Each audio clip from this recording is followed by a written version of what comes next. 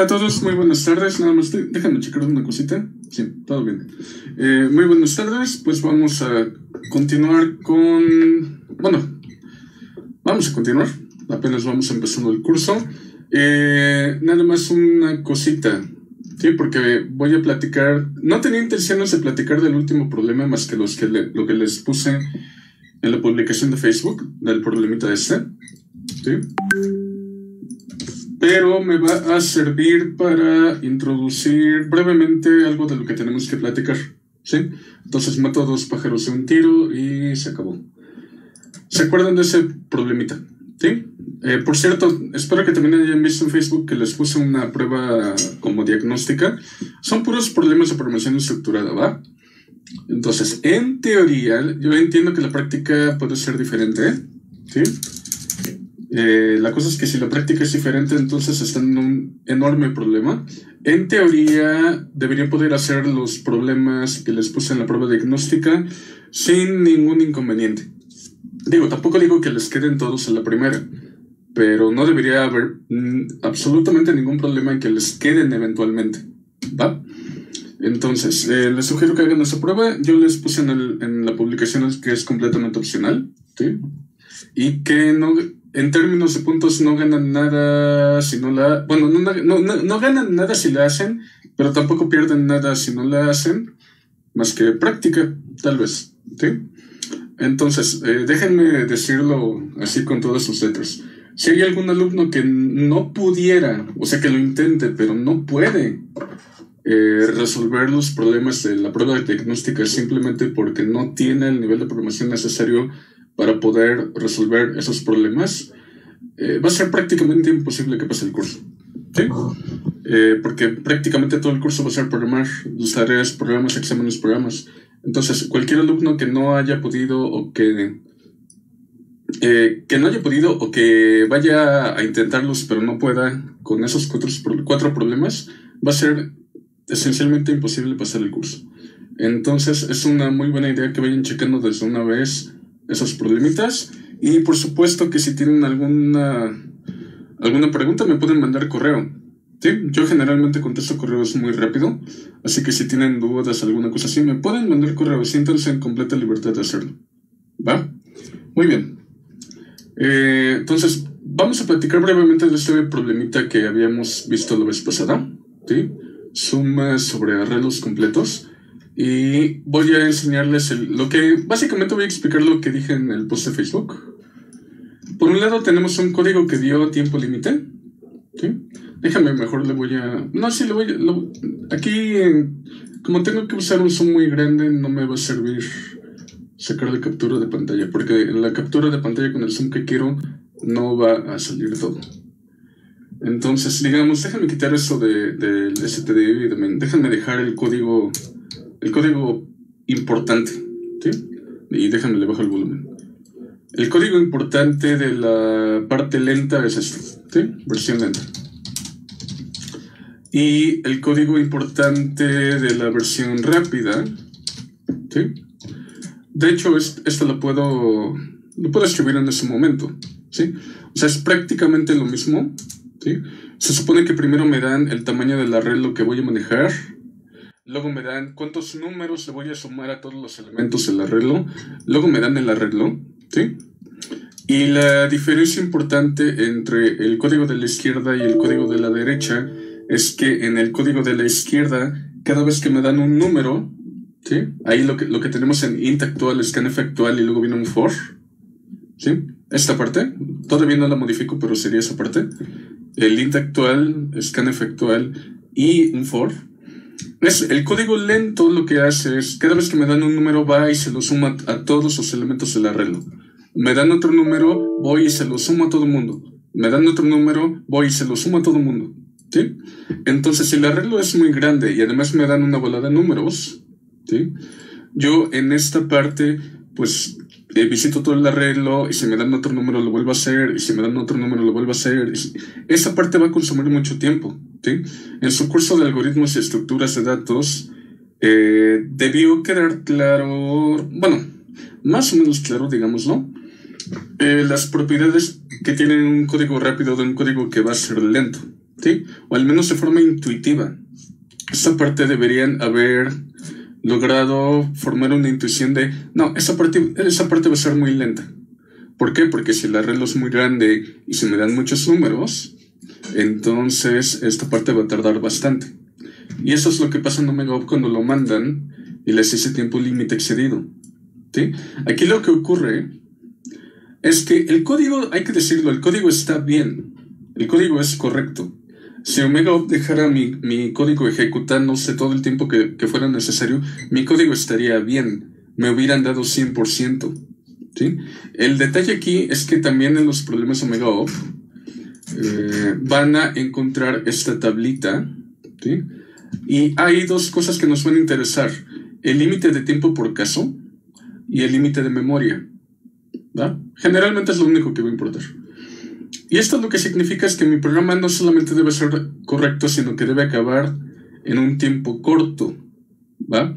Y resulta que en este codiguito que visita el arreglo para cada número, me dan un número, visito el arreglo para sumarlo, me dan otro número, visito el arreglo, me dan otro número, visito el arreglo.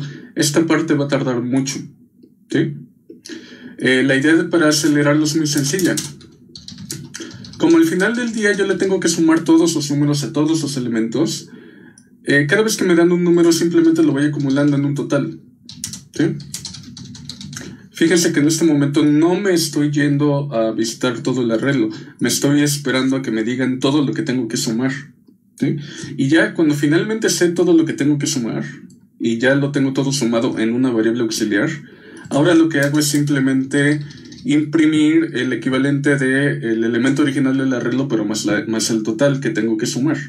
Y esto lo hago para cada elemento, pero noten que en este código únicamente visité el arreglo una vez en esta parte, ¿sí? Obviamente en ambos códigos visito el arreglo para leer, ¿sí? Es algo que no puedo evitar leerlo, ¿sí? No puedo evitar leer el arreglo y no puedo evitar leerlo, ¿va? Y en cierto modo tampoco puedo evitar visitarlo para imprimirlo y visitarlo para imprimirlo. Pero hay una gran diferencia en la parte en medio. Este código visita el arreglo cada rato, ¿sí? Mientras que este código ni siquiera visita el arreglo, solamente lo hace acá, ya cuando tiene el total, ¿sí? Y entonces resulta que este código, el código del lado izquierdo, en una computadora típica va a tardar como 10 segundos, ¿sí? Y en una computadora típica la versión rápida va a tardar como 0.01 segundos, ¿sí? Ahora, otra cosa es que espero que, aunque sé que también la teoría y la práctica son cosas distintas, en la teoría, en su curso de algoritmos y estructuras de datos, les debieron dar una intuición de ok, ya vi que más o menos este es lento, pero ¿por qué tarda 10 segundos? Y ya vi más o menos que este es rápido, pero ¿por qué va a tardar más o menos eso? ¿Sí? Tal vez ahí con quitando un 0 o poniendo un 0, pero en la parte decimal, ¿sí? O sea, este código va a ser bastante rápido. ¿Por qué esa diferencia en tiempo? ¿Sí? Una cosa que debieron haber visto es que una computadora típica, porque también hay, digamos que computadoras pues distintas, que el procesador Intel, que el procesador AMD, que la compu para el procesador de la laptop, el procesador de una de escritorio, o incluso del procesador del celular, ¿sí? Digamos, aquí vamos a generalizar, ¿sí? Vamos a generalizar. Una computadora típica, ¿sí? Y ahorita voy a hablar un poquito más del asunto, pero una computadora típica puede ejecutar 1.000 millones de operaciones, o sea, 1, 2, 3, 1, 2, 3, 1, 2, 3, 1.000 millones de operaciones por segundo, ¿sí? Y eso es una cosa que deberían saber o que deberían en este momento aprender, ¿sí? Eso es 10 a la 9 operaciones por segundo, ¿va? ¿Y de dónde viene ese numerito mágico? Pues básicamente, imagínense que tienen una computadora de 1 GHz donde todas las operaciones básicas tardan lo mismo, ¿sí? Lo cual no es cierto en una computadora real, ¿va? Entonces, por ejemplo, si tuviéramos computadoras a 10 GHz o 100 GHz, esta cosa claramente cambiaría. Ahorita como nuestras computadoras todavía van a una cantidad de gigas que es de una cifra, por ejemplo, creo que mi compu va a 4 gigas, pero sigue siendo cierto que no todas las operaciones tardan lo mismo en la vida real. Una suma es más rápida que una multiplicación, por ejemplo. Entonces, en lugar de andar poniéndonos a pensar de qué va a tardarnos cosa, nos ponemos a imaginar una computadora ideal donde todo tarda lo mismo, pero como que va a 1 gigahertz. ¿Sí? Y 1 gigahertz son 1.000 millones de operaciones por segundo. Bueno, 1.000 millones de ciclos por segundo, donde cada ciclo corresponde con una operación, en este caso. Ok, ¿sí? Y entonces una cosa que les había puesto en la publicación de Facebook es que, dado que esta cosa en el problema, digo, acá en el código lo llamé K, pero en la especificación lo llaman M, ¿sí? O sea, se supone que nos van a dar M enteros a sumar. El arreglo es de tamaño N y nos van a dar M enteros a sumar. En el código lo terminé llamando K, pero esta sería la M, ¿sí? Sería la M y la M. X. Lo voy a dejar así, ¿va? Se supone que esta cosa puede ser hasta 100.000, ¿sí? Que es 10 a la 5. Y se supone que el tamaño del arreglo puede ser hasta 100.000, que es 6 a la 5, ¿sí? Y lo que tenemos ahí es un ciclo externo que hace 100.000 veces lo de adentro. Y lo de adentro incluye un ciclo que hace 100.000 veces una suma, ¿va? Pero, como repito, como no son dos ciclos separados, sino que un ciclo está dentro de otro ciclo, esta cosa termina siendo que el trabajo total de todo este cacho es de aproximadamente 10 a la 5 por 10 a la 5 pasos, ¿sí? Cada iteración externa involucra un ciclo completo de adentro. 10 a la 5 por 10 a la 5. Y esto lo que nos da es una cantidad de pasos que es de 10 a la 10, ¿sí? Y entonces en una computadora donde yo puedo hacer 10 a la 9 operaciones en un segundo, 10 a la 10 operaciones en un segundo, 10 a la 10 operaciones tardaría 10 segundos, ¿sí? Simplemente es 10 veces lo que puedo hacer en un segundo, ¿no? Es de ahí que sale esa cosa. La versión lenta tardaría como 10 segundos, ¿sí? Y lo que va a pasar en la otra versión, ¿sí? Lo que va a pasar en la otra versión es que no tengo el ciclo anidado, ¿sí? Es decir, esta parte simplemente lo que hace es 10 a la 5. ¿Sí? Por supuesto que en ambas versiones acá también tengo la parte donde imprime. Acá también tengo la parte donde imprime, ¿sí? Y por supuesto que también en la parte de arriba tengo la parte que lee y la parte que lee, ¿va?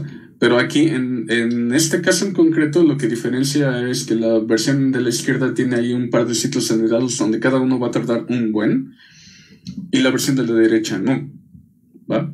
Y entonces pónganse a pensar que si mi código de la derecha va a ser una cantidad proporcional a 10 a la 5 pasos, ¿sí? Pues claramente 10 a la 5 pasos es algo mucho más chiquito de lo que yo puedo hacer en un segundo. Eso quiere decir que mi código va a tardar mucho menos de un segundo en terminar, ¿va? Ahora, aquí hay muchas cuestiones en las que podemos platicar y que de hecho nos interesan un poco en esta materia, al menos en esta parte introductoria, ¿sí? Nos interesa un poquito platicar de ello, ¿va? Porque, por ejemplo, vamos a intentar ser un poquito estrictos en las cuentas que hagamos, ¿no? Este ciclo, cuando n vale 10 a la 5, pues este ciclo hace 10 a la 5 pasos, ¿no? El ciclo de abajo, cuando m del problema o la k de mi código vale 10 a la 5, pues hará 10 a la 5 pasos. Valor, pues es otra vez la de n, ¿sí? Y entonces aparentemente tengo un código, déjame, me voy a pasar para acá, así, que en el scanf digamos que es un paso, o 3 pasos si queremos ser muy, muy estrictos. El scanf fueron 3 pasos porque tuvo que leer, 2 pasos, perdón. 2 pasos porque tuvo que leer 2 cosas, ¿sí? Y luego el ciclo tardó 10 a la 5 pasos porque tuvo que hacer 10 a la 5 lecturas, ¿sí?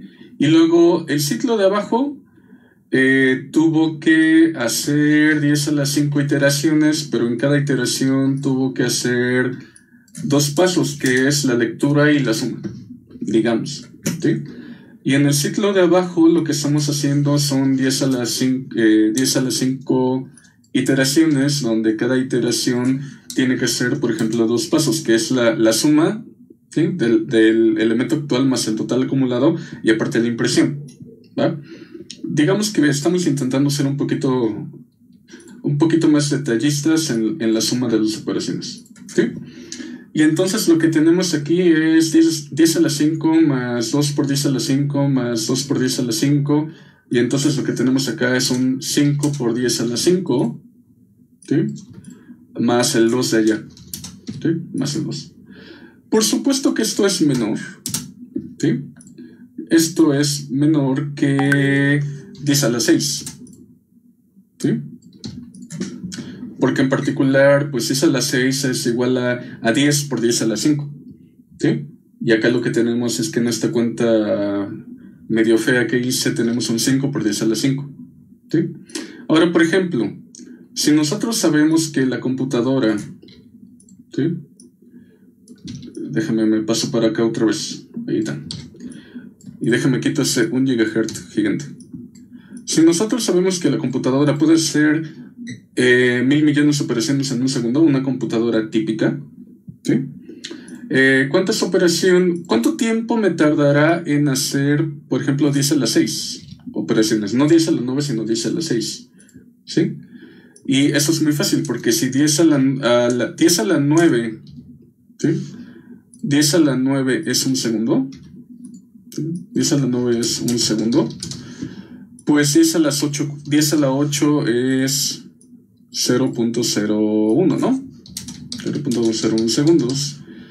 Y ya podemos ver, si seguimos con esta idea, que 10 a la 6, ¿sí?, me voy a saltar el 7, que 10 a la 6 es 0.001 segundos, ¿sí?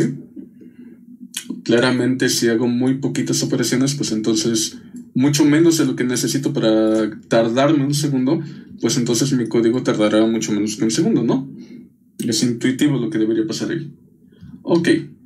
Ahora, una cosa que podemos hacer es irnos a la tablita de OmegaOp, ¿sí?, donde, por ejemplo, yo tengo mi envío el lento, ¿sí? El lento, lo que ocurre acá es que OmegaOp me mata mi programa cuando ya se tarda mucho, ¿sí? Mi programa iba a estar bien, pero como mi programa tardaba mucho, OmegaOp decía, no, ya, para este caso de prueba ya te tardaste mucho, te mato. Te mato y no te lo cuento como correcto, ¿sí? Porque ni siquiera te dejé terminar.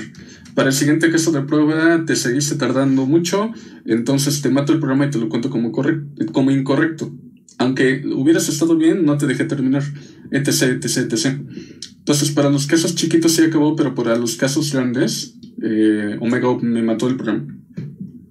Y ahora, por ejemplo, lo que tenemos acá es un envío aceptado de 100%, donde definitivamente el tiempo que aparece ahí no es demasiado cercano al 0.001 que habíamos dicho, ¿sí? Digamos, aquí hay varias explicaciones. La primera explicación es que el tiempo que aparece aquí, aunque OmegaOp tiene un límite de tiempo por caso, y si mi programa no termina a tiempo, OmegaOp me lo mata, ¿sí? En realidad, y es una cosa que no me gusta mucho, pero bueno, OmegaOp, el tiempo que reporta aquí es la suma de los casos. La suma de los tiempos que tarda en cada caso. Eso es lo que quiere decir. Y en este caso creo que tenemos como 10. Creo que son 10 casos de prueba, ¿va? Eso lo que quiere decir es que, digamos, si en cada caso de prueba yo me tardé esto, y fueron 10 casos de prueba, ¿sí?, en total, 10 casos, yo esperaría que OmegaOp lo que me dijera es que entonces en tiempo total tardé más o menos eso, ¿no? 0.01 segundos. Si fueron los 10 casos y me está sumando todo. Ahora, lo que aparece acá es un tiempo que es bastante mayor, 0.15. ¿Sí? Y una buena pregunta es ¿por qué? ¿Va? Y resulta que el mundo de la computación es muy complicado, extraordinariamente complicado, ¿va? Noten, espero que hayan notado que en realidad mi cuenta de acá estuvo bastante chafita, ¿sí? Porque no estamos contando en realidad todo el trabajo que está ocurriendo. Por ejemplo, aquí el único trabajo que conté, o sea, diciendo que como el ciclo tiene 10 a las 5 iteraciones y yo dentro tengo un scanf, yo lo conté como que el scanf me tardara un paso y que entonces 1 por 10 a las 5 fue el 10 a las 5 que está acá. Pero esa cuenta está más o menos mal hecha porque, en particular, aquí hay varias operaciones que están involucradas. Por ejemplo, la comparación del for. ¿Sí? Recuerden que mientras un for está ejecutándose, anda comparando, en este caso, el contador contra el tope superior, y si todavía estoy chiquito, continúo. Y también no estoy contando en el incremento de la i. ¿Sí? También no estoy tomando como que en cuenta el scanf, pero no estoy tomando en cuenta el acceso a memoria para guardar el dato. Algo muy similar ocurre acá, porque por ejemplo por 2, ¿por qué lo paso por 2? ¿Sí? Básicamente lo paso por 2 porque la declaración de la variable no la conté, y lo único que conté es el scanf de acá y la suma de acá. ¿Sí? Pero ocurren varias cosas. Digamos, la declaración de la variable no me mete en problemas, pero lo mismo ocurre acá, que hay una comparación, que hay un incremento, que el scanf hace algo, pero también hay un acceso para guardarlo, y por supuesto la suma. ¿Sí? Y en el de acá abajo, aquí le puse 10 a la 5 por 2 porque tomé en cuenta la suma y lo que hace el printf. Pero una vez más, no tomé en cuenta la comparación, no tomé en cuenta el incremento, no tomé en cuenta el acceso a memoria. ¿Va? Entonces, resulta que medir el tiempo exacto o intentar estimar el tiempo exacto que va a tomar un programa es algo que varía bastante. ¿Sí? Por ejemplo, ¿ustedes qué piensan? ¿Que el tiempo de la suma va a ser igual al tiempo de la impresión? Y la respuesta es que definitivamente no.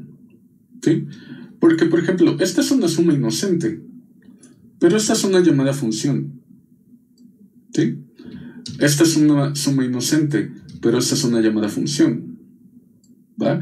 Si llevaron un curso más o menos decente de almacenamiento, recordarán que cada vez que ustedes tienen que leer un dato de la entrada estándar o imprimir un dato a la salida estándar o archivos, leer de archivos o imprimir en archivos, frecuentemente tiene que ocurrir que el sistema operativo intervenga.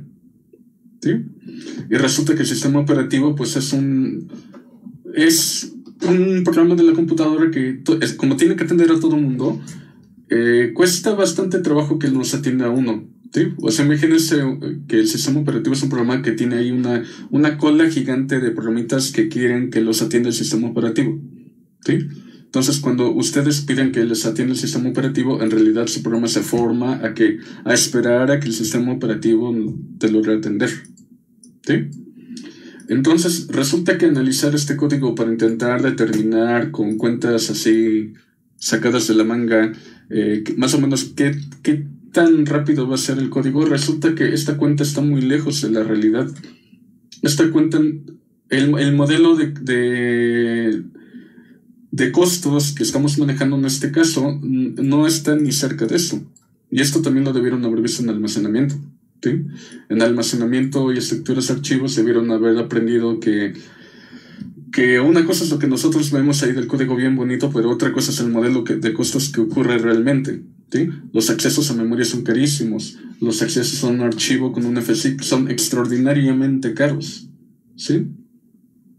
Entonces, el código puede parecer inocente, pero al momento de la ejecución, la historia es otra. ¿Va? Y entonces, esto nos lleva a una disyuntiva. ¿Sí? Espérame tantito, voy a hacerle zoom acá, voy a abrirle eso, voy a cerrar esta cosa y luego lo vuelvo a abrir. Debería abrir ya, no abrí antes. Bueno, ya no. Ahí está. Aquí la pregunta es, ¿y entonces cómo determinamos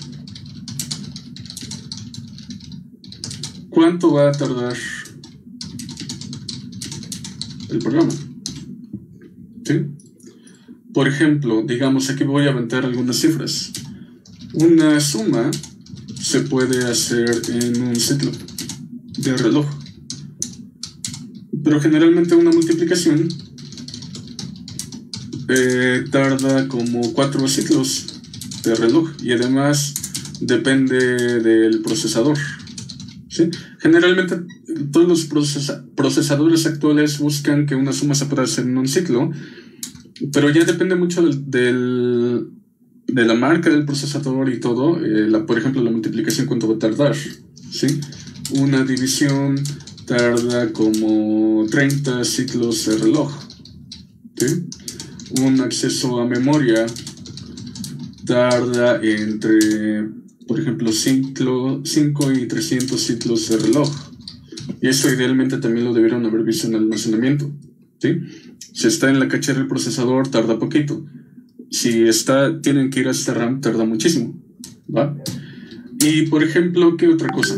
Una llamada al sistema operativo tarda con aproximadamente 1000 ciclos. Bueno, depende. No, depende de lo que ocurre. Ahí tarda entre 100 y 1000.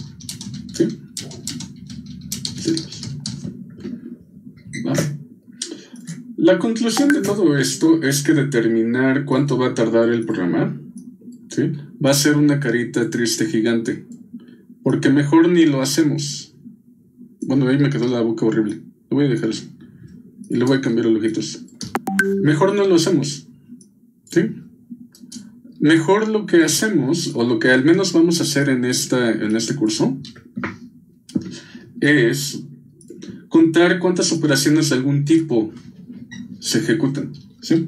En este curso, lo que haremos es contar exactamente, ¿sí?, cuántas operaciones de algún tipo está ejecutando el programa. ¿Okay? Digamos, exactamente, le voy a quitar aquí el exactamente, porque, digamos, en una parte del curso sí los vamos a contar exactamente, pero rápidamente nos vamos a dar cuenta de que de que da bastante flojera contarlos exactamente, ¿sí? Y que mejor otra vez volvemos al caso de, mejor vamos a contarlas de forma aproximada. Y digamos, si la operación que elegimos, ¿sí?, si la operación que elegimos es representativa del programa completo, ¿sí?, o imagínense un programa que está haciendo, por ejemplo, multiplicación de matrices, ¿sí?, una matriz de tanto por tanto multiplicada por otra matriz de tanto por tanto, ¿sí?, pues ahí hay varios tipos de operaciones que nos pueden interesar. Por ejemplo, nos pueden interesar las sumas, nos pueden interesar las multiplicaciones, o nos pueden interesar los accesos a memoria, ¿sí? Ahí, por ejemplo, el problema de que nos interesan los accesos a memoria es que para en verdad saber o tener un estimado de cuánto va a tardar, necesitaríamos saber qué marca de procesador, qué modelo de procesador, de qué tamaño son las caches, ¿sí? Y entonces generalmente los accesos a memoria son tan complicados que no los vamos a contar. Y entonces lo que vamos a terminar haciendo, por ejemplo, en este ejemplo de multiplicación de matrices, lo que generalmente se cuentan son o las sumas o las multiplicaciones, ¿sí? Pero, por ejemplo, sabiendo que una multiplicación tarda más que una suma, en términos generales, o al menos en las computadoras actuales, lo que va a terminar interesándonos es, bueno, ya me olvido de todo y me interesa nada más contar cuántas multiplicaciones voy a hacer con mi codiguito para multiplicar dos matrices, ¿sí? Entonces, esa va a ser la única forma más o menos razonable de poder abordar este curso, ¿va? Dado un algoritmo, ¿sí?, elegir algún tipo de operación y ya sin preocuparnos del procesador ni que a qué frecuencia va, nada, simplemente elegir algún tipo de operación y contar cuántas veces se ejecuta durante el algoritmo, ¿sí? Esa va a ser la forma de abordar el curso, ¿ok? Aunque vamos a llegar a eso de poquito en poquito, ¿va? En ese sentido, ¿sí?, en ese sentido, lo que veremos en este curso nos servirá para aproximar teóricamente el rendimiento de un algoritmo, ¿sí? En la práctica, las cosas pueden ser diferentes, ¿sí? En particular porque en la práctica todo lo de acá se importa, ¿sí? Y una vez más, es algo que debieron haber visto en almacenamiento, ¿va? En almacenamiento, evitar los accesos a archivo es lo más importante que deben hacer, ¿va? Muy bien. Muy bien. ¿Dudas o comentarios hasta el momento? Si no, ya teniendo una idea razonable de lo que vamos a hacer en este curso. Bueno, esa es una parte de lo que vamos a hacer. La otra parte de lo que vamos a hacer es, digamos, ya que sepamos contar algún tipo de operación para nuestros códigos, lo siguiente que nos va a interesar es diseñar algoritmos que sean más rápidos, teóricamente. ¿Sí? Otra vez, por ejemplo, si tenemos un algoritmo que hace, no sé, n cúbica multiplicaciones para alguna cosa, nos interesaría encontrar un algoritmo que haga n cuadrada multiplicaciones para alguna cosa. ¿Sí? O sea, teóricamente llegar a un algoritmo más rápido. Que en la práctica tal vez no se refleje. Bueno, ahí hay mucho de lo que podemos hablar, pero en general en este curso, como no queremos ver problemas demasiado raros, generalmente cuando encontramos un algoritmo que es teóricamente más rápido que otro, generalmente sí se va a notar, ¿sí?, la diferencia en tiempo. Muy bien. Lalo, entonces, ¿qué vamos a tener en los exámenes? Teoría o práctica. Va a ser todo programas, Lalo, todo programas. ¿Sí? Absolutamente todo. Digamos, sería un buen momento para enseñarles un ejemplo de examen de la vez pasada que quería ver. O sea, porque suena muy raro, ¿no? Suena muy raro que estamos hablando de que vamos a hacer cosas teóricas y lo que sea. Por supuesto que en esta parte de diseñar algoritmos también los vamos a programar. ¿Sí? Eso de diseñar algo pero no programarlo, eso se me hace una cosa medio inútil. Pero en esta parte que dice contar cuántas operaciones de algún tipo se están ejecutando,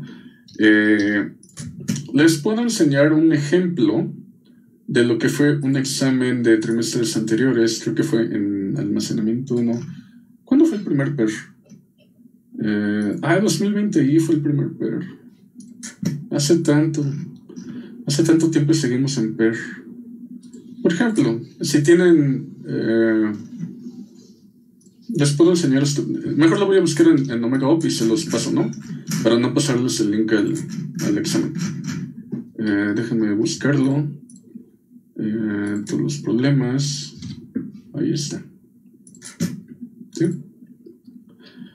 Técnicamente, todavía no lo saben hacer, ¿eh? O sea, simplemente estoy pasándoles el enlace porque ahí Lalo tenía la duda, ¿no?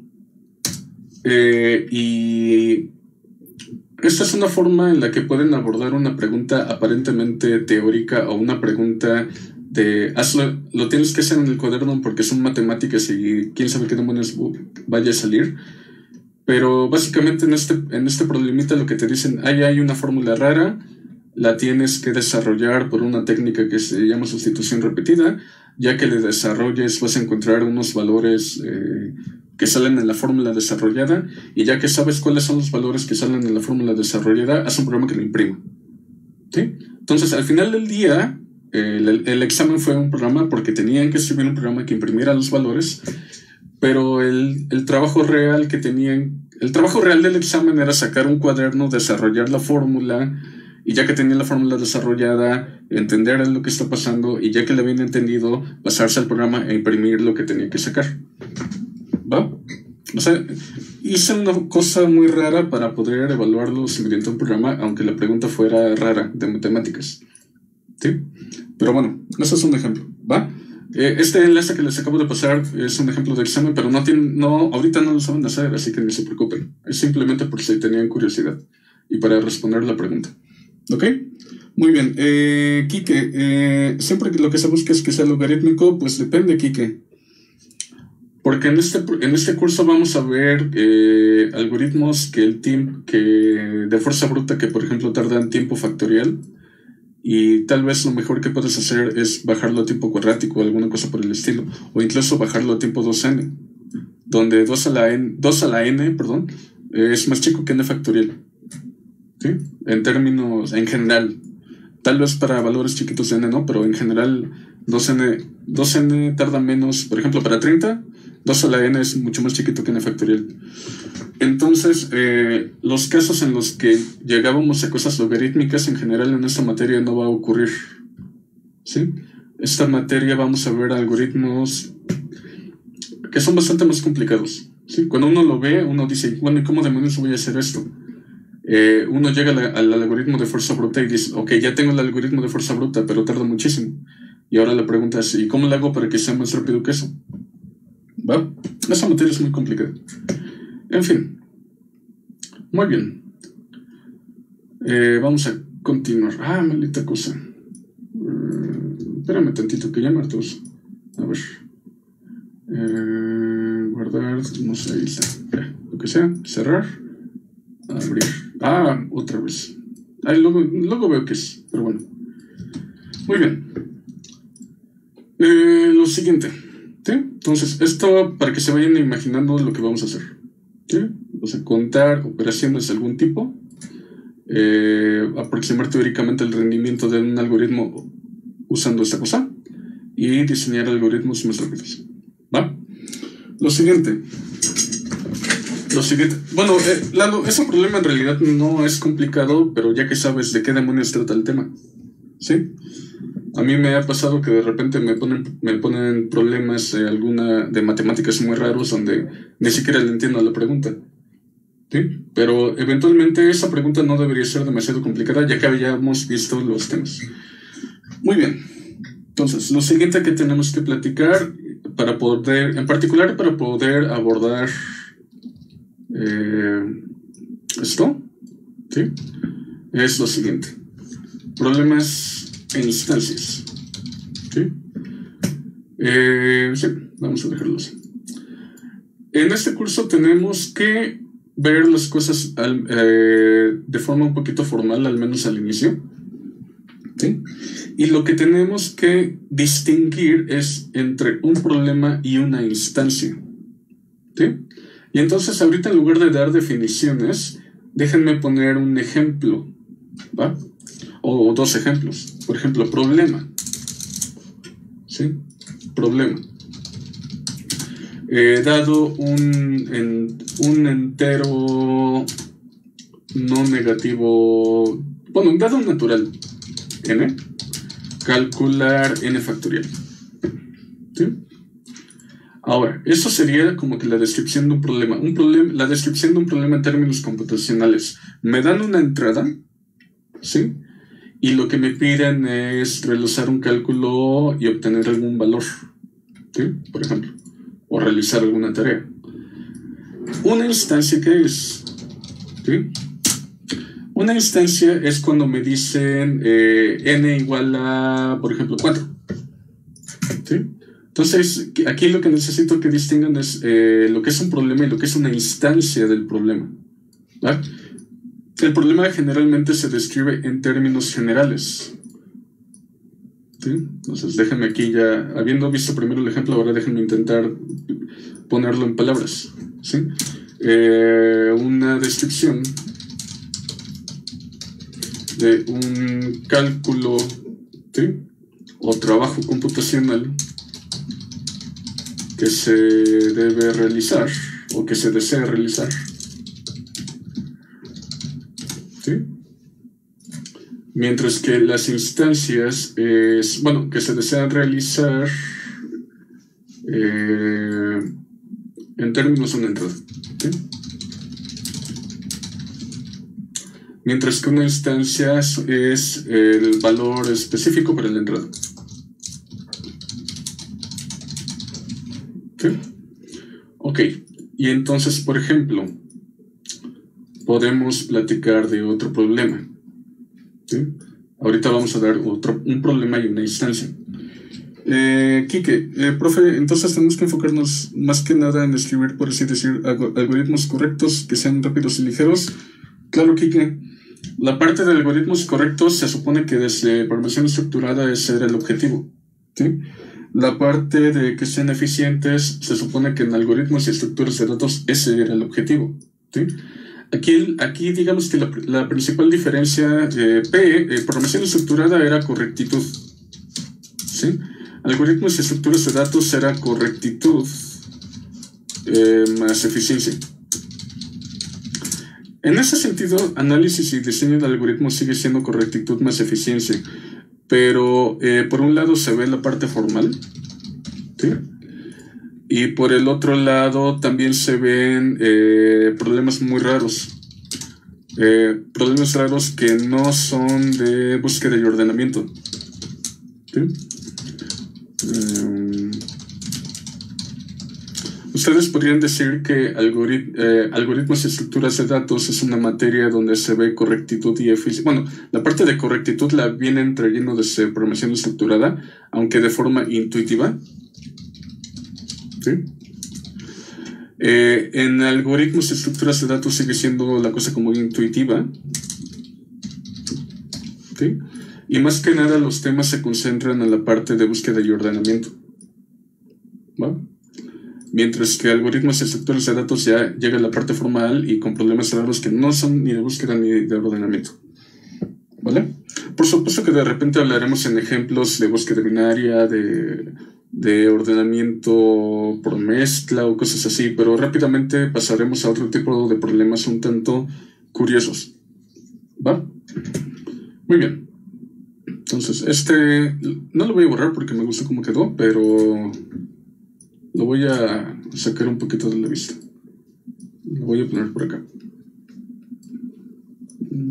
Todavía se. Ok. Vamos a poner otro problema de ejemplo. ¿Sí? Problema. Dados dos naturales A, B, o A y B. Calcular A a la B. ¿Sí? Y por ejemplo, instancia. Nos pueden decir que queremos calcular A igual a 2 con B igual a 5. ¿Vale? Muy bien. De hecho, para los problemas en general a veces reciben un nombre. ¿Sí? Por ejemplo, este problema lo pueden llamar como exponenciación de naturales. ¿Sí?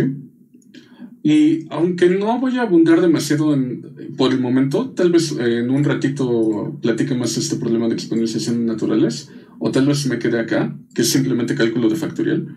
O sea, si le quieren poner al problema de arriba un nombre, ¿cómo lo llamarían? Pues como acabo de decir, ¿no? Cálculo de factorial. No creo que nadie le quisiera poner un nombre distinto, más que ese. ¿Sí?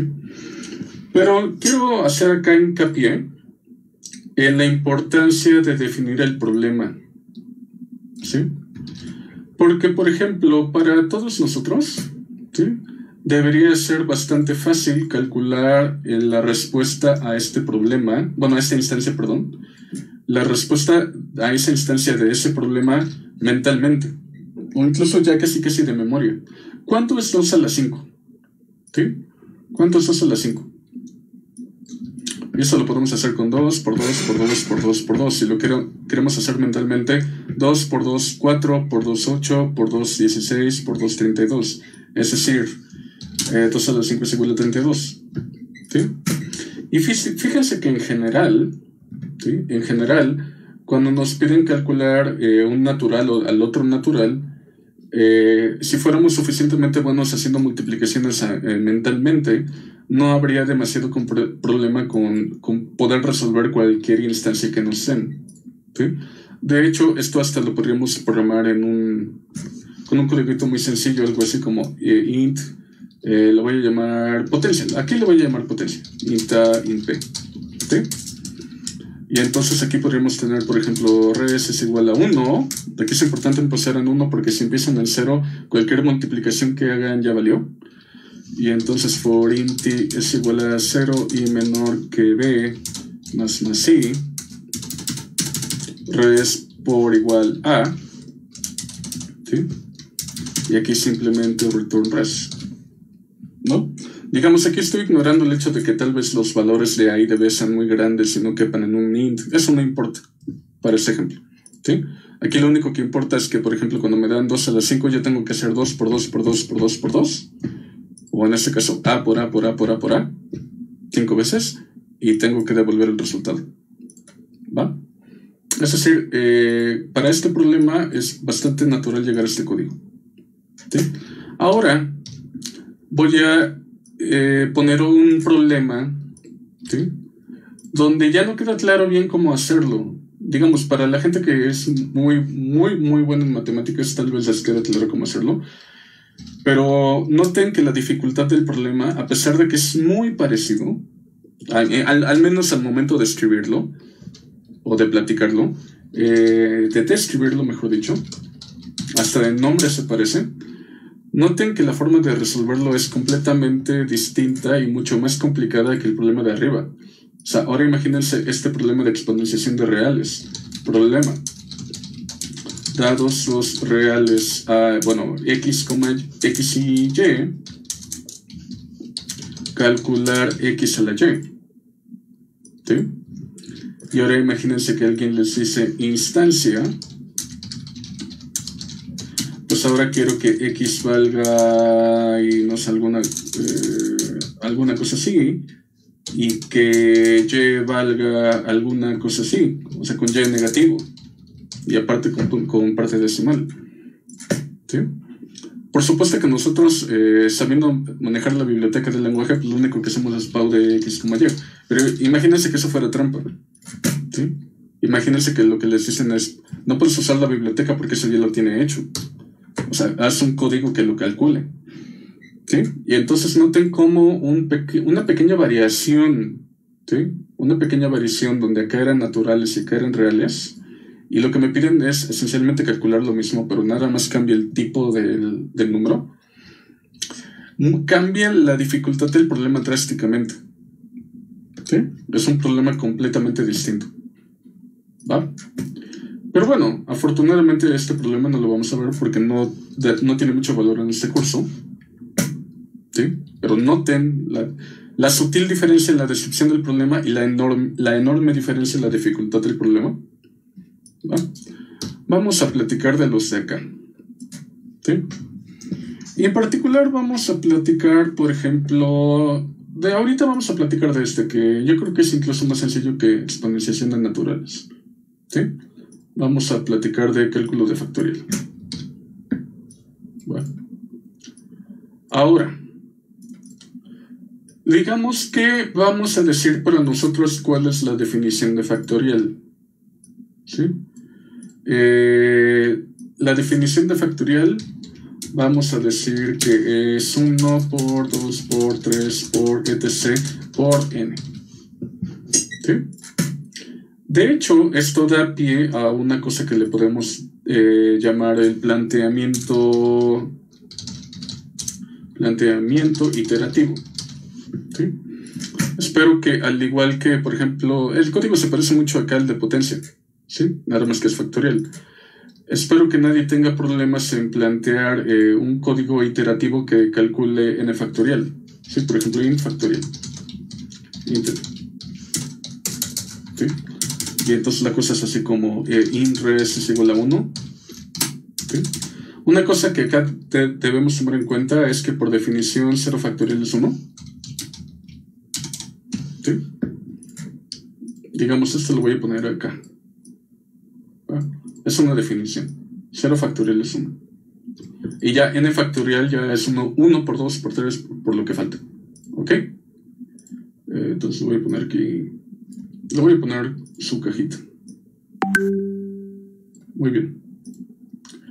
Y entonces, teniendo esta definición de cuánto es 0 factorial y cuánto es n factorial, debería ser bastante fácil llegar al código que voy a poner ahorita, ¿sí?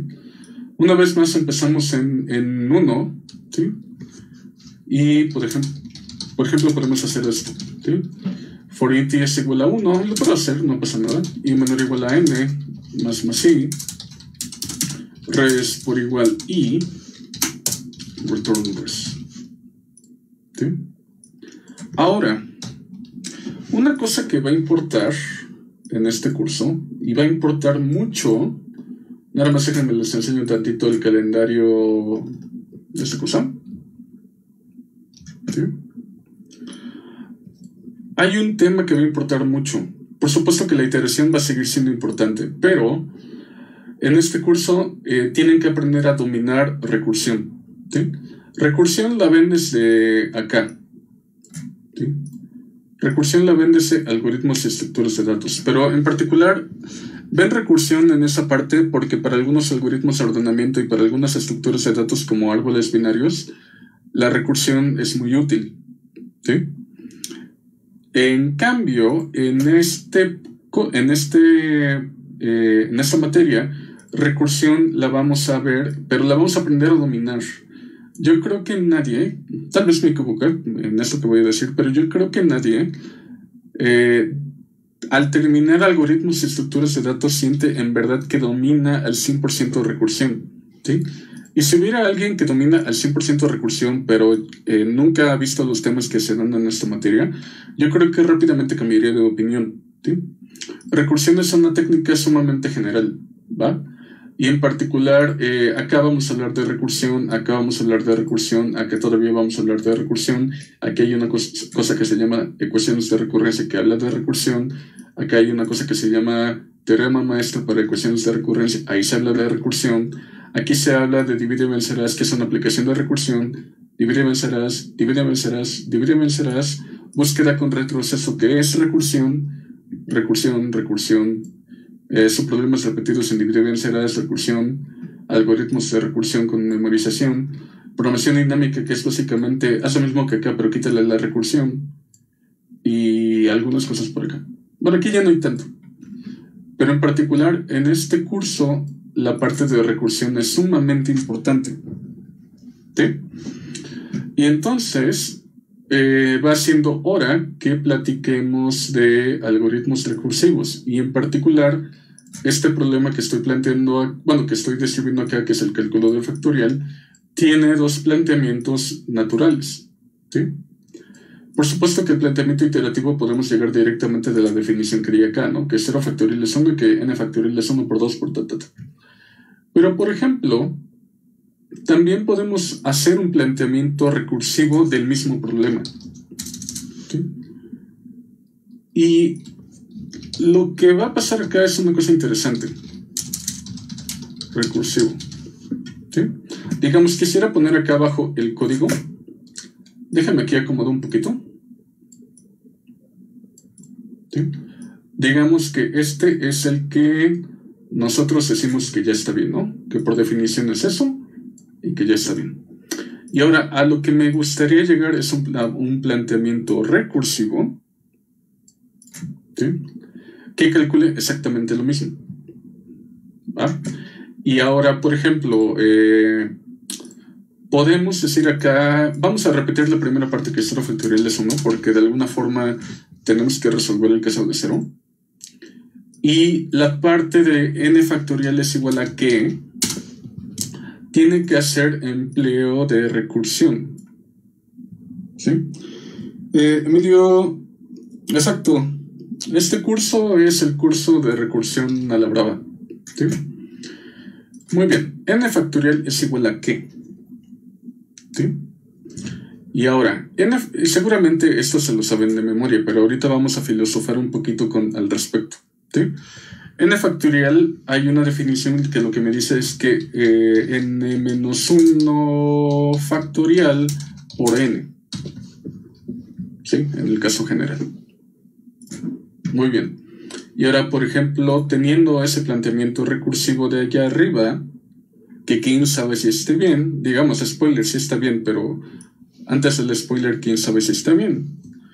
Podríamos tener esta implementación que le voy a llamar igual.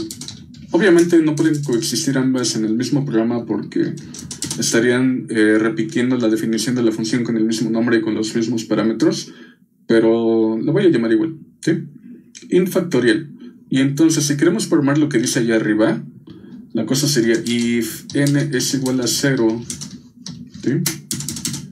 Entonces se vuelve 1, else devuelve factorial de n menos 1 por n. Y se puede hacer en una línea, pero se vería medio feo. ¿Va? Ok. Y ahora, una pregunta importante es, ¿estará bien? Vamos a suponer que esta está bien. ¿Sí? Ahora la pregunta es, ¿estará bien esta? ¿Sí? Y por ejemplo, lo que voy a hacer ahorita es programarla en el IDE. Ahorita les paso el IDE.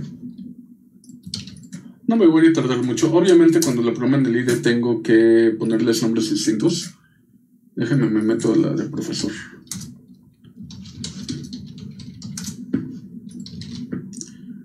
Muy bien.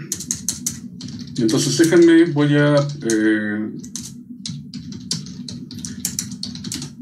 programar rápido las dos, factorial iterativo. Y ahorita programo la de recursivo. Déjenme quitar el panel de al lado. Y entonces el iterativo era, empezamos en 1 y luego hacemos el for, ¿no? For int es igual a 1 y menor o igual a n más i, res por igual i, return res. Y el factorial iterativo, el recursivo es el que acabamos de decir, ¿no? Factorial recursivo de int n. Y entonces, if n es igual a 0, devuelve 1, else devuelve factorial de n menos 1 por n. Y ahora lo que vamos a hacer en main es, como suele ser común cuando tienes un código que sabes que está bien y tienes un código que no sabes si está bien, es comparar lo que vas sacando cada una. Vamos a hacer eso, ¿sí? Por ejemplo, aquí vamos a poner for int es igual a 0 y menor o igual a, no sé, hasta 12. Más i. Y entonces vamos a imprimir el valor de i y vamos a imprimir lo que me da un factorial y lo que me da el otro factorial. Y entonces aquí vamos a poner i, aquí vamos a poner factorial iterativo de i y acá vamos a poner factorial recursivo de i. ¿Sí? Muy bien. Y entonces tenemos las dos implementaciones ahí. Hasta 12. Obviamente con un int no podremos resolver muchas. Tal vez hasta 15 con un int, pero no más.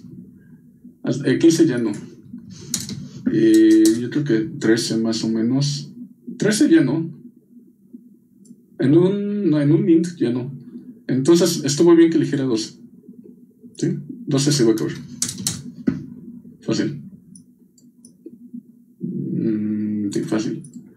Muy bien. Entonces, compilar, ejecutar, no le estoy dando ninguna entrada, simplemente quiero ahí. Es que aquí en el factorial recursivo le tengo que poner acá factorial recursivo. ¿Sí? Muy bien. Y acá simplemente le llamé factorial y factorial, ¿no? Factorial, factorial, factorial y factorial. Pero si quiero escribir las dos en el mismo programa y acá le pongo factorial recursivo, acá debería usar factorial recursivo. El único pequeño detalle. Entonces, compilar, ejecutar. ¿Sí? Y aquí, a ojo de buen cubero, podemos ver que para 0 estuvo bien, para 1 estuvo bien, para 2 estuvo bien, 3, 4, bla, bla, bla, hasta para 12, que es lo más que cabe en un int, estuvo bien. ¿Sí? Y entonces alguien podría decir, ok, entonces eso de que es un misterio de que está bien, no es un misterio, sino que está bien. ¿Sí? Y aguas. A ver si le alcanzo, a ver si le doy. Aguas. Porque un tema de este curso es demostrar formalmente, y eso quiere decir matemáticamente, si un algoritmo está bien. ¿Va? Es decir, en este curso, y también tengo que decir una cosa, en este curso tienen que aprenderlo, pero realmente en la vida real no se usa mucho porque es bastante complicado hacerlo. Pero en este curso tienen que aprender. Bueno, en la vida real, en aplicaciones comunes no se usa. Tal vez en aplicaciones militares se use, pero en aplicaciones comunes no se usa. El demostrar matemáticamente que el algoritmo que te acabas de inventar para hacer algo está bien. ¿Sí? Eso es algo que en este curso tenemos que aprender. ¿Va? Y en particular, la primera parte, que es aprender que un planteamiento recursivo está bien. ¿sí? Es la más fácil porque es una aplicación directa de una cosa que debieron haber aprendido en el curso de matemáticas discretas, ¿sí? En matemáticas discretas ustedes aprenden una herramienta que se llama inducción matemática, ¿sí? Y ahí me faltó un acento. En este curso se va a usar inducción matemática justamente para demostrar la correctitud de los algoritmos que estamos planteando, ¿sí? De hecho, también se va a usar inducción matemática para demostrar se puede usar inducción para demostrar la correctitud de algoritmos iterativos, ¿sí? Pero resulta que la demostración de correctitud para los iterativos es fea con ganas, y para los recursivos no tanto, ¿sí? Y entonces en este caso, esto de empezar con el iterativo y suponer que el iterativo es el bueno, y luego plantear el recursivo y ponernos a divagar si está bien o está mal, fue a propósito. ¿Ok? Muy bien. Muy bien, nada más déjenme que pongo el acento bien ahí, que está medio feo. Ahora, antes de ponernos a platicar, ¿sí? No sé si ya varios se asustaron con eso de demostrar matemáticamente que una cosa está bien y aparte usar inducción. No sé si varios se asustaron. Al menos la parte de algoritmos recursivos no es muy complicada, ¿sí? Pero una cosa que tenemos que plantear ahorita es, bueno, y finalmente, ¿qué demonios es recursión? ¿Sí? Yo podría ponerme a intentar demostrar que ese algoritmo está bien, pero primero hay que tomar en cuenta, hay que tener muy en claro qué es recursión, ¿sí? Y noten que aquí tenemos dos planteamientos para el mismo problema. Tenemos el planteamiento iterativo y tenemos el planteamiento recursivo, ¿sí? Y quiero que noten que esos planteamientos recursivos en realidad no tienen nada que ver con cómo yo lo implementé. Bueno, sí tienen un poco que ver, pero lo que voy es que la existencia del código no es condición para que el planteamiento como tal exista, ¿sí? Es decir, aquí tenemos un planteamiento matemático de lo que significa factorial, ¿sí? Que 0 factorial por definición es 1 y que n factorial es 1 por 2 por 3 por etc. Mientras que acá tenemos un planteamiento diferente, ¿sí? O sea, obviamente esta parte es la misma, pero esta parte, ¿sí?, es distinta a esta parte, ¿sí? Y entonces matemáticamente tenemos dos planteamientos distintos para factorial, el de la izquierda y el otro que es recursivo, ¿sí? Y fíjense que entonces, como ahorita no quiero hablar necesariamente del código, posiblemente algunos de sus profesores les dijeron, es que una cosa es recursiva cuando una función se llama a sí misma. No, ¿sí? O sea, esa definición de recursión es una definición bastante barata que se pone a pensar en el código, ¿sí? Es que la función se llama así y entonces se llama a sí misma y entonces es recursión. No, ese es un planteamiento barato, ¿sí? Es un planteamiento bobo de lo que es recursión, ¿va? Recursión como tal no tiene mucho que ver con la existencia de códigos en algún lenguaje de programación. Recursión tiene que ver con el planteamiento que estás proponiendo para el problema. ¿Ok? Entonces, ¿qué es recursión? ¿Sí? ¿Qué es recursión? ¿Sí? ¿O qué es un planteamiento recursivo? ¿Va? Un planteamiento es recursivo, ¿sí?, si usa la respuesta. Bueno, déjame poner un planteamiento para. Sí, la vamos a dejar así.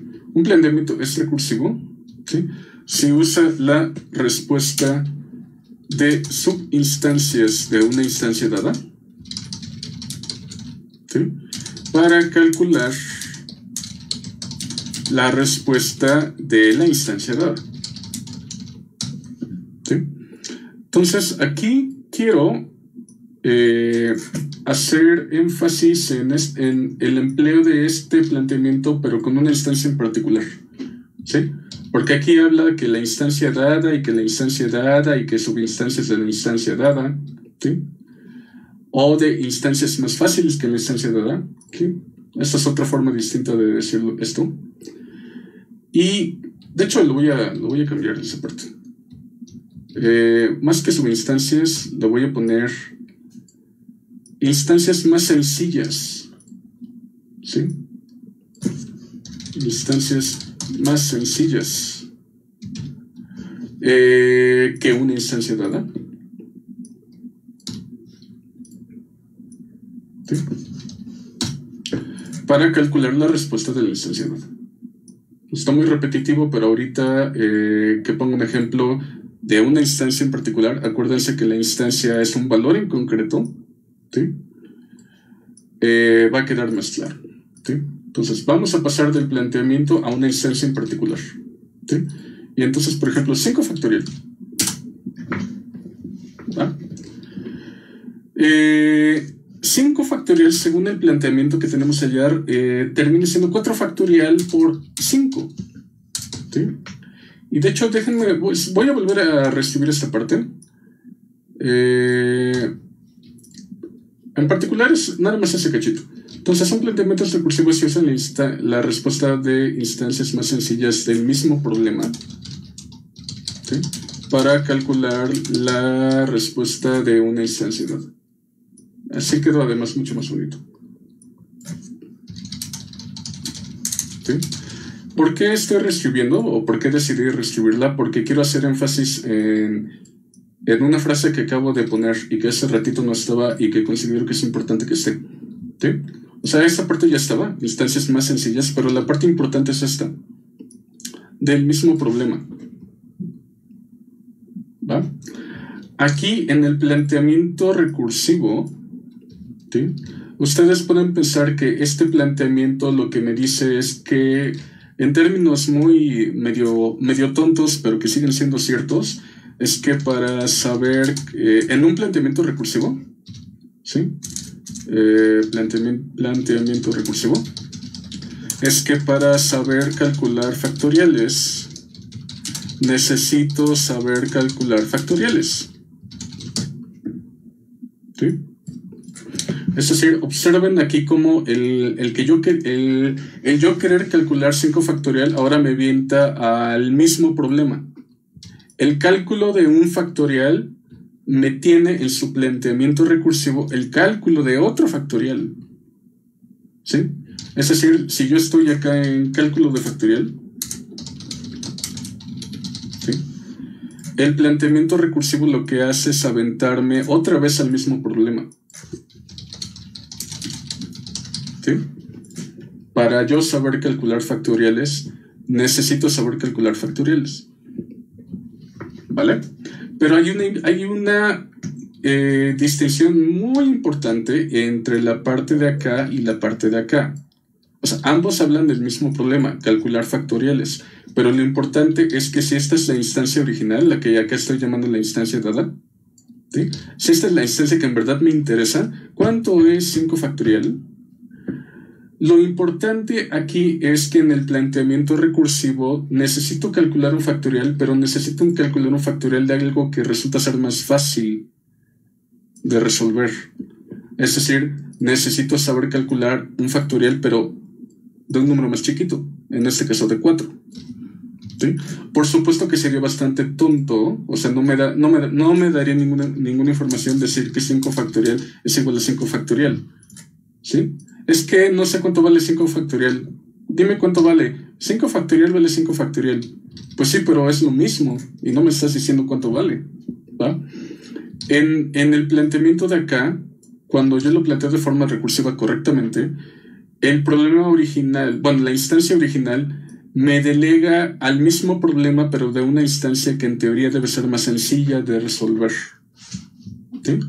Y aquí, ¿por qué intuitivamente digo que 4 factorial es más sencilla que resolver que 5 factorial? Pues porque intuitivamente creo que calcular factoriales en números chiquitos es más fácil que calcular factoriales en números más grandes, ¿sí? Por ejemplo, calcular el factorial de 2 debe ser más fácil que calcular el factorial de 124, ¿sí? Y entonces, en esta parte, ¿sí? Ya voy a borrar esto que nada más me sirvió para intentar hacerles entender lo que está pasando con recursión, ¿sí? La definición importante es esta, ¿sí? Un planteamiento es recursivo si usa la respuesta de instancias más sencillas del mismo problema para calcular la respuesta de la instancia dada, ¿sí? Y entonces, en este caso, para calcular n factorial, necesito saber calcular factoriales, pero de cosas más sencillas, ¿sí? Eso es lo que va a importar acá, ¿vale? ¿Dudas hasta aquí? ¿Dudas hasta aquí? Muy bien. Voy a esperar tantito ahí en el chat. Pero eso es lo que vamos a hacer, ¿sí? Ahora, aquí lo que faltaría, ¿sí?, es conectar, bueno, ya sabemos lo que es un planteamiento recursivo. O dicho de forma más corta, ya sabemos lo que en realidad es recursión, o lo que representa recursión. El detalle acá es cómo conecto la parte de que ya sé lo que es recursión, o al menos sé identificar cuando un planteamiento usa recursión, con el hecho de que, me regreso tantito acá, con el hecho de que, bueno, yo ya tengo una definición que estoy suponiendo que está bien, ¿sí? Que n factorial es 1 por 2 por 3 por 4 por 5 por etc. Y ahora tengo un planteamiento que es recursivo. Y ahora la pregunta de verdad es, bueno, ¿y el planteamiento recursivo está bien o no? El que yo puse, ¿sí? Y resulta que lo tengo que demostrar formalmente. Esto no es una demostración formal, ¿sí? Lo tengo que demostrar matemáticamente. ¿Cómo conecto la necesidad de demostrarlo matemáticamente con inducción matemática? ¿Sí? Ahí vamos. Espero que se acuerden de lo que era inducción matemática, ¿sí? En inducción, voy a hacer la demostración aquí en este cachito de Paint. Me compré una... deben saber que yo di esta materia en el primer trimestre de PER. De repente, cuando las demostraciones que teníamos que hacer ya eran un poquito complicadas, era un poco difícil andar escribiendo cosas con exponentes y subíndices en Paint. Me compré una tableta de dibujo, pero creo que para hoy todavía no la necesito. Y también tendría que entrenar un poquito cómo usarla. Al menos ya vi que jala. Y jala bien. Vamos a demostrar esta cosa por inducción matemática. Y ahorita todavía, aunque se supone que todos los inscritos ya llevaron este tema. Así que deberían identificar perfectamente en qué parte es donde se está usando la inducción matemática. Pero ahorita déjenme lo demuestro así, sin decirles, aquí está la inducción. Déjenme primero lo demuestro. ¿Ok? Entonces, por ejemplo, quisiera ver qué va a pasar con 0 factorial, con mi planteamiento recursivo. ¿Qué va a pasar con 1 factorial con mi planteamiento recursivo? ¿Y qué va a pasar con 2 factorial con mi planteamiento recursivo? Y también con el iterativo, ¿sí? Porque de alguna forma yo quisiera empezar viendo si tiene sentido seguir. O sea, ¿qué tal que la regué desde el principio? ¿Sí? ¿Qué tal que la regué desde el principio? Planteamiento iterativo y planteamiento recursivo.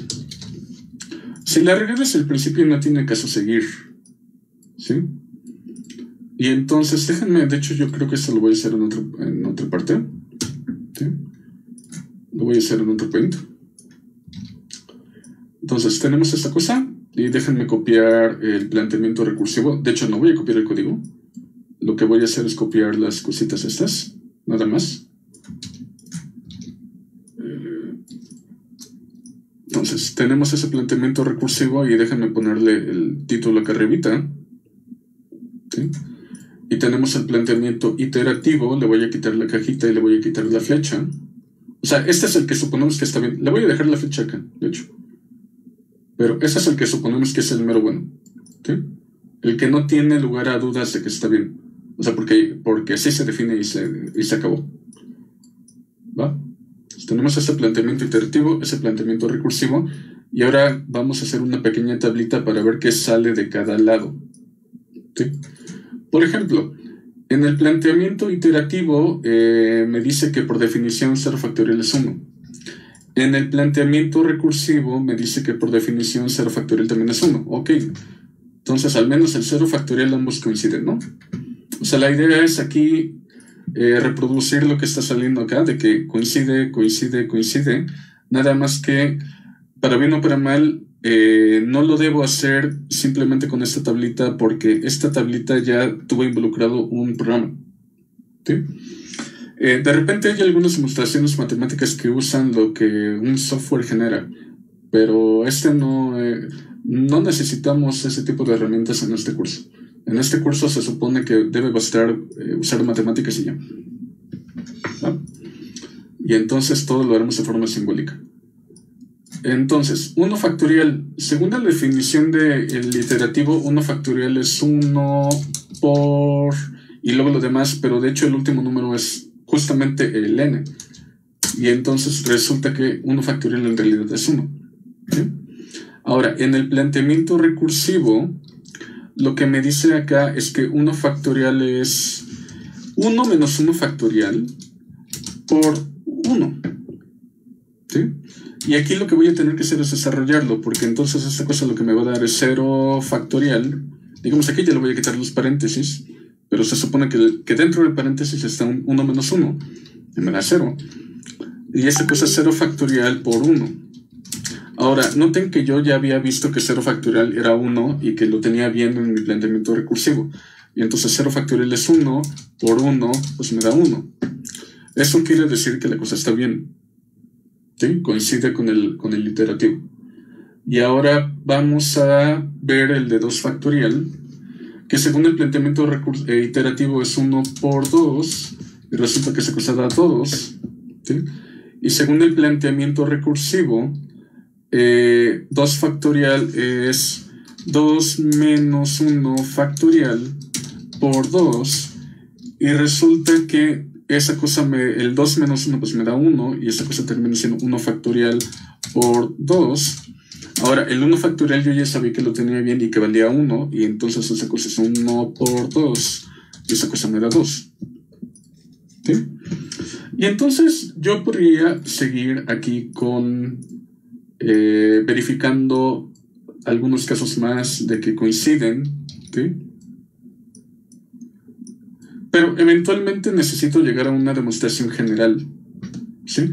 Por supuesto que esa demostración general es una demostración general en matemáticas. ¿Va? La cosa va a colapsar en cuanto al código por culpa de que en un int no cabe un valor arbitrario. Un int tiene límites. ¿Sí? Pero ese es un detalle que ocurre cuando llevas tu planteamiento, ya sea el iterativo o el recursivo, a código que se ejecuta en una máquina. Lo que estoy diciendo acá es algo que es independiente de la máquina. ¿Va? Y ahora, digamos, lo de acá en automático, según la definición, yo ya sé que todo lo de acá está bien. Y lo de aquí sé que este caso está bien, y que este caso está bien, y que este caso está bien. ¿Sí? Ahora, la pregunta del millón es: ¿y qué pasa con los de aquí? ¿Sí? Y es en este momento, ¿sí?, donde lo que voy a suponer... Fíjense que yo fui demostrando a mano, fui demostrando del caso más sencillo a cada vez más complicado. ¿Sí? Bueno, técnicamente lo de acá no era demostración, lo de acá era a ver cuánto sale, ¿no? ¿Cuánto es 0 factorial, cuánto es 1 factorial y cuánto es 2 factorial? La demostración en verdad está ocurriendo de este lado. ¿Sí? Estoy demostrando que para 0 factorial coincide. Estoy demostrando que para 1 factorial coincide. Estoy demostrando que para 2 factorial coincide. La de acá es la demostración. ¿Sí? Lo de allá es simplemente a ver cuánto vale. ¿Cuál es el valor que tengo que igualar? ¿Sí? Ahora, la pregunta es: ¿y cómo le continúo? Le puedo continuar a mano, pero nunca acabaría. ¿Sí? Dante dice: entonces las comprobaciones que haríamos para saber si nuestro algoritmo está bien es como lo estamos haciendo. Sí necesitamos hacer inducción, Dante. Lo que pasa justamente es el problema de acá. ¿Sí? Que no podemos hacer para demostrar formalmente que esa cosa está bien, No podemos simplemente decir que ya chequé algunos casos y que está bien. No, tengo que hacerlo formalmente. ¿Sí? Y como en este caso estoy suponiendo que la n puede ser cualquier entero no negativo, pues es una cantidad infinita de valores y no jamás acabaría checando todos. Tenemos que hacer un paso, lo que se conoce como un paso inductivo. ¿Sí? ¿Qué es lo que vamos a suponer? ¿Va? Lo que vamos a suponer es que nosotros por acá tenemos una definición, ¿sí?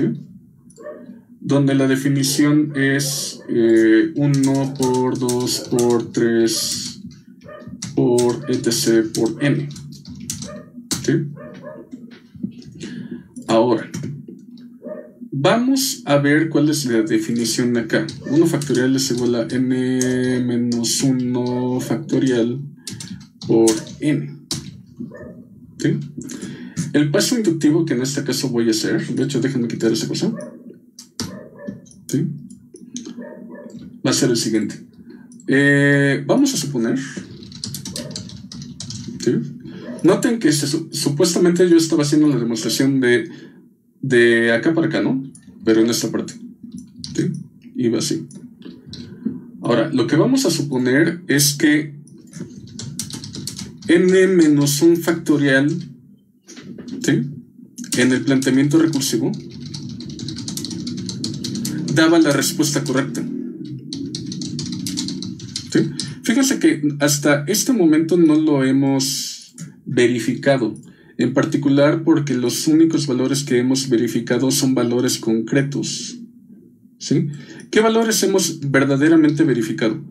Los valores que hemos verificado es que 0 factorial me da la respuesta correcta en el planteamiento recursivo y que 1 factorial me da la respuesta correcta en el planteamiento recursivo y que 2 factorial me da la respuesta correcta en el planteamiento recursivo. ¿Sí? Y son los únicos valores concretos que hemos revisado a mano. Lo que voy a hacer es una cosa que se llama hipótesis de inducción. Lo que voy a suponer es que el planteamiento recursivo me daba la respuesta correcta para n-1 factorial. ¿Sí? ¿Eso qué es de lo que me va a servir?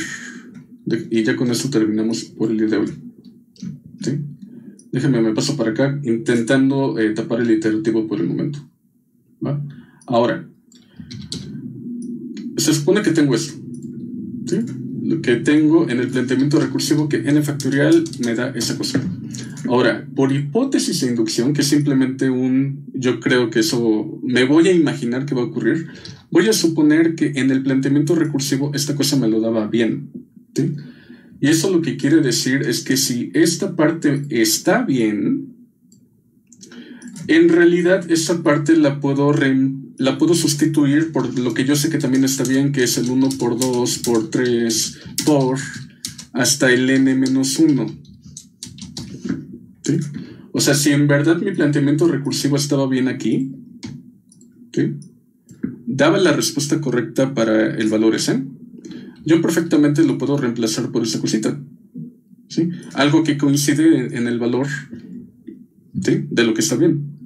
Ahora, resulta que ya que hice esa sustitución, ¿sí? Resulta que pues el planteamiento recursivo dice que a eso le tengo que multiplicar por n. ¿Sí? Y ahora a lo que puedo llegar es que si yo desarrollo todo, que fíjense que son puras multiplicaciones, esto me da 1 por 2 por 3 por etc por n-1, ¿sí? Porque ya está metida, por n. ¿Sí? Y ahora yo lo que puedo ver es que en el planteamiento iterativo, ¿sí?